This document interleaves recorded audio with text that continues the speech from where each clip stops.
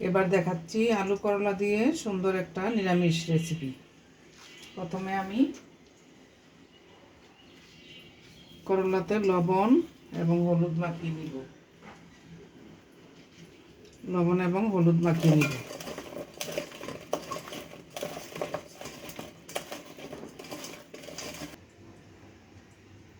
দিয়ে দিচ্ছি কড়াইতে পরিমাণ মতো তেল। আলুটা ভেজে নেব।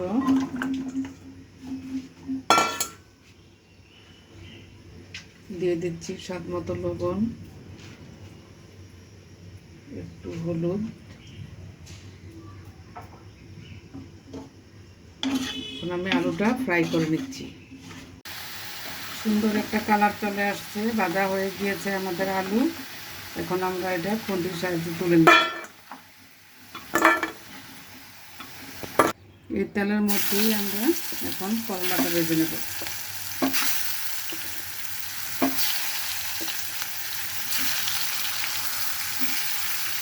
ভেজে নিচ্ছি করলাটা। ভাজা হয়ে গিয়েছে আমাদের করলা, আমি এখন এটাকে তুলে নিচ্ছি।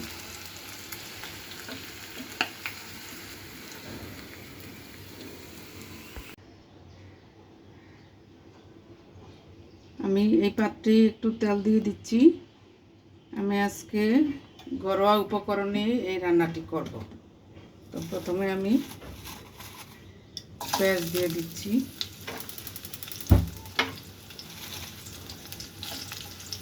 পরিমাণ মতো শুকনো মরিচ দিয়েছি এবং একটু রসুন কুচি দিলাম।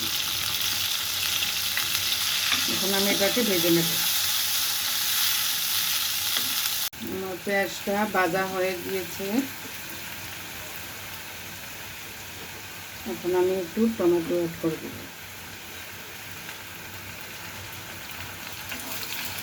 আমি হলুদের গুঁড়া, মরিচের গুঁড়া, ধনিয়ার গুঁড়া এবং জিরার গুঁড়া প্রয়োজন মতো দিয়ে দিলাম। একটু করে পানি দিয়ে দিব। মশলাটা ভালোভাবে কষিয়ে নিচ্ছি। অল্প করে লবণ দিয়ে দিলাম, যেহেতু আমি ভাজার সময় আলু এবং করলাতে লবণ দিয়েছিলাম। ভাজা আলু দিয়ে দিচ্ছি।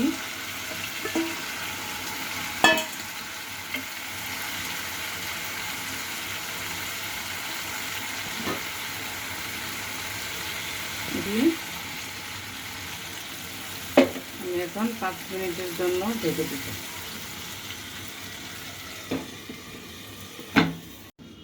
ফিরে এলাম 5 মিনিট পর। আমাদের আলু প্রায় সিদ্ধ হয়ে গিয়েছে। এখন আমি করলাগুলি অ্যাড করে দিব।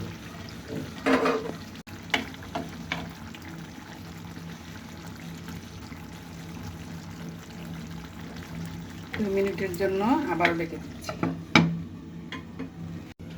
2 মিনিট পর ফিরে আসছি। এখন একটু ধনেপাতা ছিটিয়ে দিলাম। তৈরি হয়ে গেল আমাদের করলা আলু নিরামিষ। রান্নাটি কেমন হয়েছে কমেন্ট বক্সে দয়া করে জানাবেন।